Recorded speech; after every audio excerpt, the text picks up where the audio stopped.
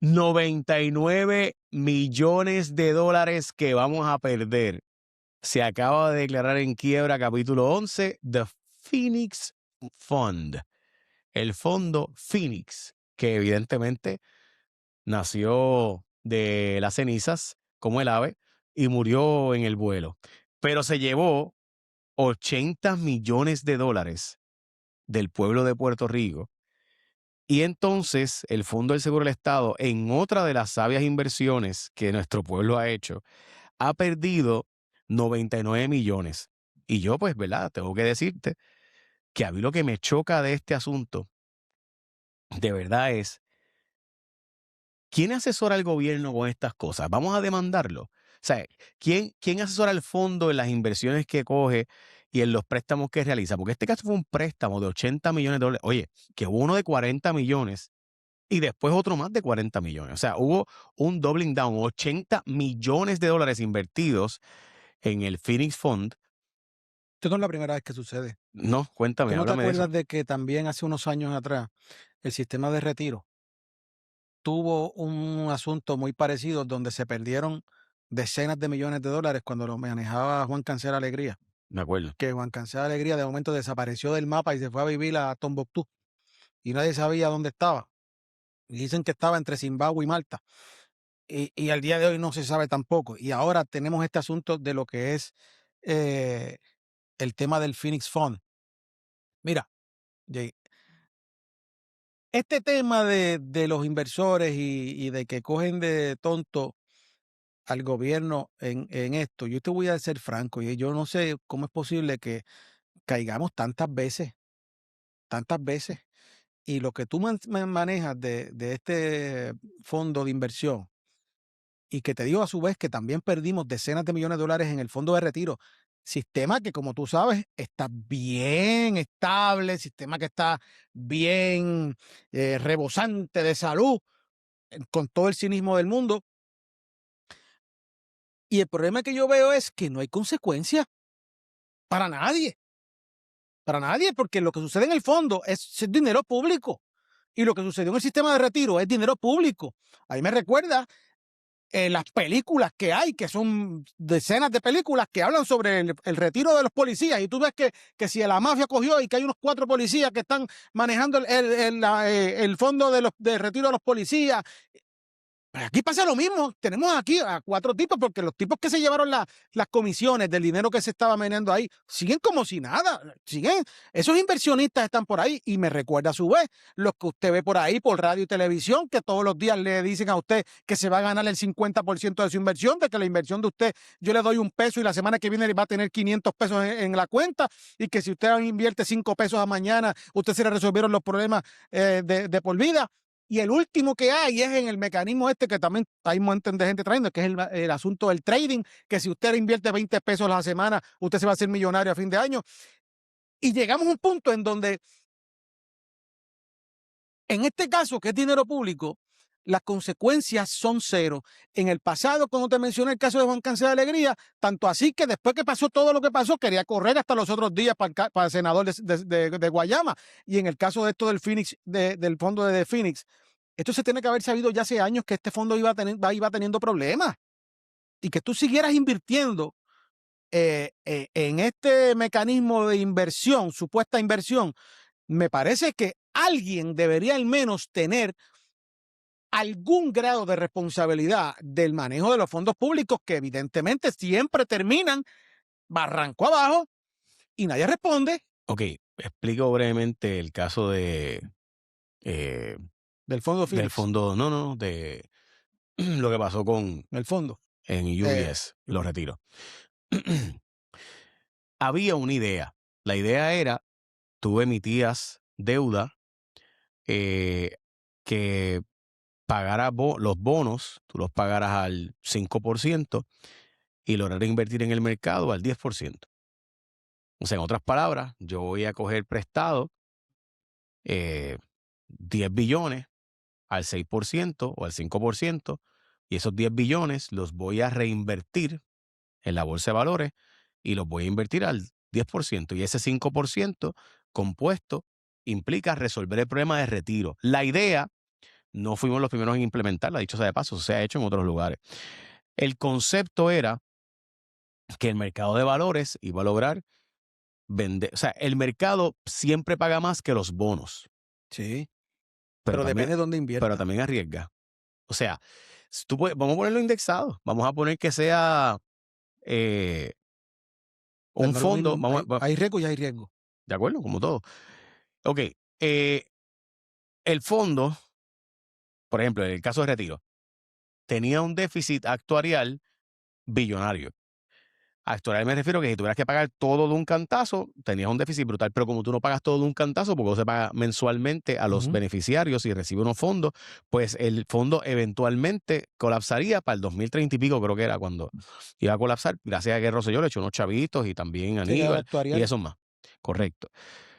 La idea Retiro 2000, creo que que eso fue lo que se fue hizo. también, que fue una idea bajo el gobierno de Aníbal y después Luis Fortuño, fue básicamente que tú emitieras una deuda usando como colateral El dinero que tenías el acá. dinero del fondo y entonces ese dinero entraba al fondo y se reinvertía en la cartera de inversiones en el mercado y obviamente los bonos del gobierno de Puerto Rico pagaban el 5 o 6%, así que los bonos pagarían el 5 o 6%, pero si tú los invertías en la bolsa de valores, la bolsa de valores paga aproximadamente 10%. Hay años que paga 30 y años que paga menos 30 y por tanto menos 20. Y por tanto, pues sí, me sigue. O sea, pues llega a Es una día cuenta revolving. y en síntesis, pues llega a 10% de rendimiento. O sea que la teoría era que eso compuesto iba a lograr una ganancia eventual. Hay un pequeño detalle. La transacción se hizo en la gran recesión, cuando el mercado estaba colapsando en el mundo. Y el dólar estaba en un problema y bueno, tuvo que rescatarse las instituciones financieras.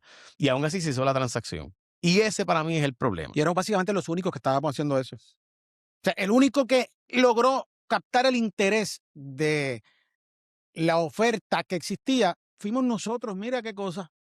Los expertos multimillonarios, esos no invertían en eso. O sea, Jay, ¿sabes? Bueno, es que se hizo antes de que colapsara el mercado. Y la primera parte, la segunda Sí, parte, pero habían pues proyecciones que no se tú hizo. sabías que esa proyección ya se estaba hablando de Sí, problemas de lo yo que no estaba estoy, sucediendo en el mundo de contabilidad. mi punto es que yo no estoy defendiéndolo. Mi punto es que esa era la lógica detrás de lo que había. Esa era la lógica. La lógica era que tú invertías a 5, cogías, ok, vamos, lo explico de nuevo para quienes no necesariamente siguen estos temas todos los días. ¿Cómo funcionan los fondos? ¿Qué es lo que está planteando ahora con el Fondo de la Autoridad de Energía Eléctrica? Pagar el retiro. El fondo es para pagar el retiro de los empleados de energía eléctrica. Hay una propuesta que es que tú dame 900 millones, yo lo pongo en el mercado de valores, lo pongo en un fondo ahí y esos fondos yo lo invierto y tú lo logras reinvertir, unos 200 millones de esos 900, tú lo logras invertir a un 7-8% de interés anual compuesto, pues resolviste el problema de retiro de los empleados de energía eléctrica, no tienes que subir la factura. Esa es la teoría detrás de esa filosofía. El problema es que todo depende de que el mercado te pague esa cantidad y que el mercado no colapse. Y que, ¿verdad? En este caso, por ejemplo, que serían las empresas de inteligencia artificial y Lili, que son las que más chavos están dejando ahora mismo, pues esas empresas que son las que mantienen el mercado relativamente activo, pues esas empresas sigan subiendo su valor y que no hay una burbuja. Si hay una burbuja, te chavaste, porque pagaste el retiro más entonces Sí. las ¿Qué pensiones fue lo que pasó aquí? que, exacto, ¿Qué fue lo que pasó con el caso de retiro aquí en de Puerto Rico? retiro. Lo que pasa es que Hay, también estamos hablando de que en ese momento, como tú estás planteando perfectamente, eh, hay elementos de inversión donde tú sabes que hay menos riesgo y más riesgo. A menor riesgo, tú tienes ganancia, es menor, ¿verdad? Y a mayor riesgo, si das el palo, diste el palo y tienes una ganancia proyectada mucho mayor. Y nosotros fuimos y apostamos a dar el jonrón en lugar de manejar. Y cuando tú estás manejando fondos públicos, tú no puedes ir a querer dar un jonrón y si te ponchaste, pues perdiste todo. Y esa es la manera en que yo te planteo, en que aquí, de igual manera, queremos dar el jonrón siempre en términos administrativos y usualmente nos ponchan. pero Adolfo, esto no llegó de la nada. O sea, alguien fue al fondo en el 2019 y en el 2021 y les dijo, aquí están estos 40 millones, o sea, aquí mete esos chavos aquí. O sea, alguien tiene que haber ido. Y Así. eso normalmente funciona con algún cabildero. Sí, Porque sí. no es como que el director del fondo dice, dame ver dónde yo pongo los chavos, o el director de la cartera de manejo de fondos. Así no funciona. Algún cabildero, bien conectado, llegó en el 2019 y logró el préstamo, y después en el 2021 la otra parte del préstamo, $80 millones. Que fue lo que pasó también en el pasado. Eso que tocas de decir, Of course. que fue en el pasado, de una persona, hija de un hijo de una persona muy conectada en ese mundo, que se llevó un zafacón de dinero en esa transacción. Y aquí es exactamente lo mismo. Exactamente lo mismo. No es el hijo aquel que yo te estoy diciendo, ahora es. Es otro hijo. No, ese es un hijo Otro hijo de también. Otro hijo. ¿Ah? Es un hijo putativo de otro, ¿eh? Sin el tío. Pero Adolfo, la pregunta es, ¿va a ir alguien preso? O sea, porque aquí, No. porque aquí, mira, aquí Puerto Rico Esto tuvo es mala mía. Puerto Rico tuvo la quiebra más grande de la historia. Nunca nadie había quebrado un gobierno en la historia de la nación. Nunca nadie había quebrado un gobierno como nosotros. Y nadie fue preso.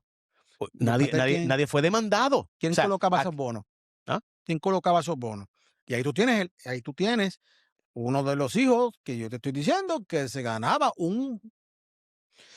Mira, para que tengamos dinero. sí. Para que tengamos la idea, el Wall Street Journal publicó los fees que se ganaron las entidades bancarias y de seguros y los underwriters y los bufetes de abogados que comisionaban de nuestra deuda.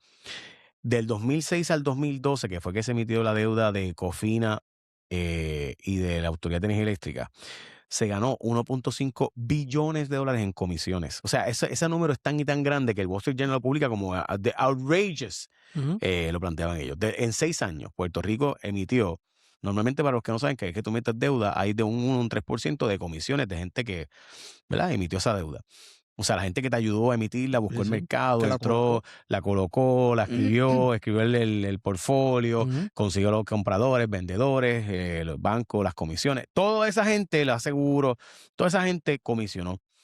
Y se habla de que en Puerto Rico en esos años se comisionó más de $1 billón en comisión. Comisión. O sea, en por haber vendido esta deuda.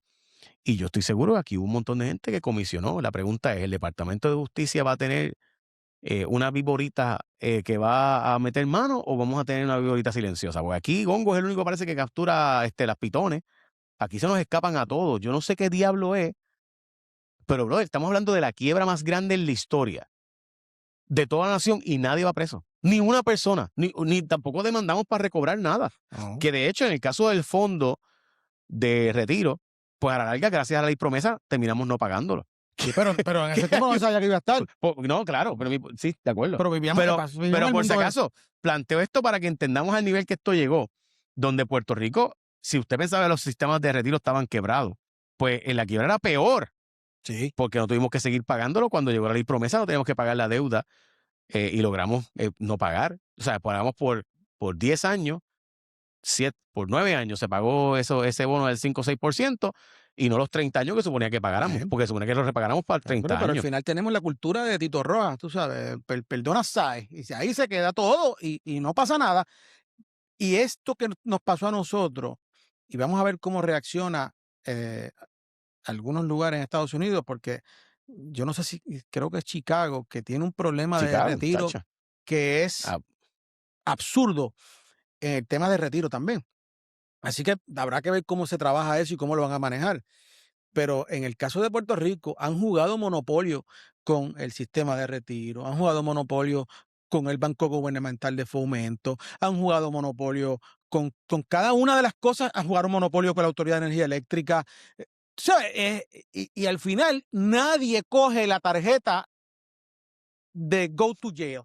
Nadie la coge. Nadie. Mira, para que tengas la idea de cuán dramático es el déficit de Chicago para pagar las pensiones, la última vez que yo vi los datos, déjame buscarlo, el de los fondos de la ciudad, 40% de los fondos de la ciudad son, diablo, the unfunded pension debt for municipal, police, fire, and teacher funds has reached critical levels exceeding the debt of 44 states. O sea, la ciudad de Chicago tiene más deuda para el retiro de la policía, los empleados municipales y maestros, que 44 estados. De hecho, al punto de que se plantea que el déficit estructural sería de 18%, o sea, básicamente pension and debt services payments now consume over 40% of Chicago's budget. O sea, de cada $10 que recibe Chicago en impuestos, de cada $10, 4 van a pagar la deuda y las pensiones. O sea, está peor que básicamente lo estábamos nosotros. Sí, porque en Puerto Rico bueno, la deuda no está incluida ahí, pero en Puerto Rico para el pago de pensiones es el 20%. Yep. El 20% es lo que hay, aunque Bueno, ahora supone que era 15. Ahora se quiere pagar un poquito más y que quieren Bueno, por constitución supone que sea 15, pero pues. Sí, claro, pero se supone que ese número sea 15%. Tú no debes pagar nunca más en deuda 15%. sí, pero aquí es para pagar las pensiones. Por eso. Las pensiones corrientes. Añádele la deuda, que ya se está pagando por parte de lo que es Cofina y compañía. O sea, Puerto Rico debe estar cerca de ese número del 40%. No te extrañe mucho, porque el presupuesto de cuando Puerto Rico... las pensiones, sí. Porque cuando tú coges el presupuesto de Puerto Rico, que es 13.8 billones de dólares, y lo que es para operación del gobierno son 7.8. Y 4 son de pensiones. Estamos hablando de que aquí en Puerto Rico, básicamente, el 43%, 44% es para pago de deuda y para pago de pensiones. Entre deuda y pensiones. Pero eso fue lo que también esa es otra. Nuestros políticos, y con esto terminamos, nuestros políticos decidieron que esa era la posición de ellos y nosotros votamos por ellos porque nuestros políticos decidieron cuando la Junta le dijo, mira, tu rol es aprobar o no el plan de ajuste. ¿Qué tú quieres para que me apruebe el plan de ajuste? Lo que los políticos dijeron es, no me cortes las pensiones. Ah, bueno, pues. O sea, nuestros políticos le dijeron a la Junta abiertamente, mi único rol, el de la legislatura de Puerto Rico electa por el pueblo, el único rol de nuestra legislatura y gobernadores era aprobar o no el plan de ajuste. Más nada, la Junta tenía todo lo otro. Y el pueblo de Puerto Rico, cuando le llegaron a la Junta, le dijo, mira, aquí está. ¿Tú quieres este plan? ¿Sí o no? Le dijeron, no, ese no. ¿Y qué tú quieres para que me apruebes este? Que no me corten las pensiones. Ah, pues está bien. Y el pueblo de Puerto Rico quedó hipotecado para pagar las pensiones de los ex empleados públicos. Y esa fue la decisión que se tomó aquí. No fue un fondo para desarrollo económico. Pensiones de 2.500 pesos, que era lo que quería la Junta. No fue, yo sé, no fue un fondo para desarrollo económico, no fue garantizar la cantidad de cuarteles y policías, no fue los fondos para los hospitales, fue cómo le pagamos a los ex empleados del gobierno que se retiraron. Esa fue la decisión que el pueblo de Puerto Rico a través de su legislatura aprobó y el pueblo refrendó la ley, aprobando básicamente la misma legislatura y el mismo gobierno. Así que nosotros también tenemos que entender que usted vota. Oye, las elecciones importan. Usted votó. O sea, el pueblo vota. O sea, la gente se molesta. Pero si usted votó por eso. Bueno, es que yo no lo sabía. Yo no voté por eso. Yo voté por lo. Bueno, usted votó por otra cosa. Pero eso es parte de la ecuación. Nada. Ahí lo dejamos. Porque también está del cara. La gente cree que la democracia es el yo. La culpa es de otro. Pero tú votaste por eso. Pues sí, pero y con esto te tomo 30 segundos. Y el problema es que la gente votó, estoy de acuerdo contigo, pero a su vez entonces tenemos a los otros que cuando no estaban o no tenían ningún tipo de relevancia en términos de lo que pudiese ser decisional, te decían que la Junta ni un vaso de agua. No, pero entonces ahora te están diciendo... En ese tema no, en ese tema todo el mundo quería pagar las pensiones. Sí, pero entonces... Ahí todo el mundo decía que no. O sea, pero había una gente que te decía, a la Junta ni un vaso de agua, y ahora te decían, es que la Junta no ha aprobado la reforma contributiva, y ¿qué va a decir la Junta? Macho, o te peinas o te haces rolo. O quieres mucho la Junta o la tienes o la odias. En este tema, todos los partidos dijeron lo mismo. No, a los viejitos no se puede cortar las pensiones, a esos desempleados del gobierno no se puede cortar. Recuerda que parte de los empleados de algunas uniones obreras eran de los muchachos. Sí, también del PIB. O sea, aquí había de eso, seguro. Aquí había de todo. Y el problema es ese, que el país pretende tener cosas y no que se paguen por esas cosas. O sea, tú sabes, ahora mismo y en mi canal Premium está esta conversación y termino. Ahora mismo hay una presentación, una pelea. Está el secretario de Hacienda diciendo la reforma contributiva que él plantea y está el secretario de Desarrollo Económico con otra.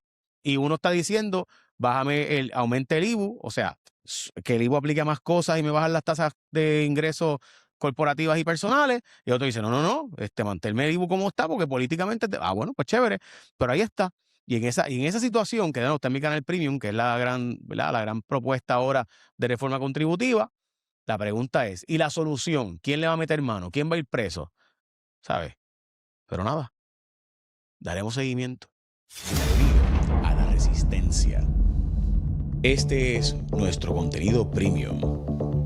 Pero por si te llegó sin que estés suscrito, puedes suscribirte entrando a jfonseca.com/premium.